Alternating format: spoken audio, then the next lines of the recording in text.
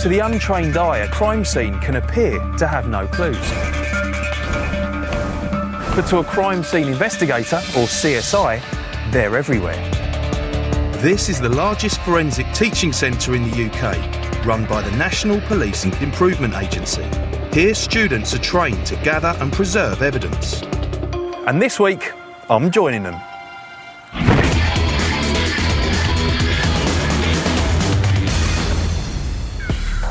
A stolen car has been found abandoned after a hit-and-run incident. But it's not for real, it's a mock-up designed to put me to the test. My task is to gather hair and fibres from inside the car. I'm hoping these will help me pinpoint the thief from our volunteer suspects. Helping me is CSI tutor Paul Deering. Hair and fibres need to be recovered very carefully because they can easily be disturbed within the scene and actually lost. Before we start, Paul and I put on special suits so we don't contaminate the scene with our own hair and fibres. All of us leave a trail of hair and fibres wherever we go. Every day, the average person loses 70 to 100 hairs from their head alone.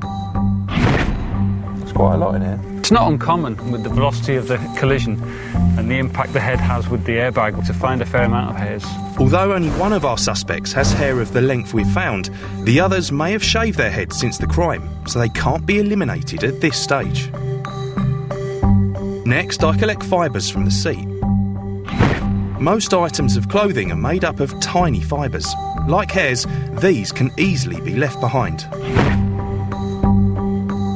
The more fibres that we can recover actually makes the evidence stronger when the scientists analyse it. Right, we've got all our evidence all properly packaged and logged. Now it's off to the forensic lab to see what it can tell us about our suspect. Peter Grant is an expert in hair and fibre analysis. The first step is to look at our evidence under a microscope. Fibres look very distinctive when magnified, so identifying different types is straightforward. Naturally occurring vegetable fibres like cotton look flat and twisted. Animal fibres, such as wool, appear scaly, while synthetics look smooth and speckled. Can Peter help me identify the fibres I collected?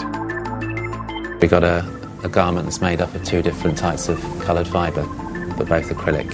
So it's certainly a start, isn't it? What we need to do now is to have the garment that we think the suspect may have been wearing, and then we can do a whole range of comparison tests. One of these tests can separate the individual colours in the fibre dyes. Forensic scientists can then compare these colour fingerprints to see if they match. Next, we look at the hairs I gathered. Microscopic analysis of these can also reveal a great deal of information, such as the person's race, which part of their body the hair is from, and whether it's been dyed. You've got a bit of a lump on the end of the hair there. What does that mean? That's the root of the hair. This is something else we can tell about this hair, is that it's been pulled out and it's taken with it some tissue from the skin. That's the bit that we can DNA test. Another tool available to the forensic scientist is the toxicology test. This reveals if a person has been taking drugs, because the chemicals in the human body get secreted into hair as it grows. This type of analysis was key in the case of abducted schoolgirl Shannon Matthews. When samples of her hair were analysed, various drugs were discovered, including some sedatives. This proved that Shannon had been drugged even before she was kidnapped. Back to my evidence, and with the help of Peter, I've confirmed my suspect is a white man with brown hair, wearing an acrylic garment with two colours.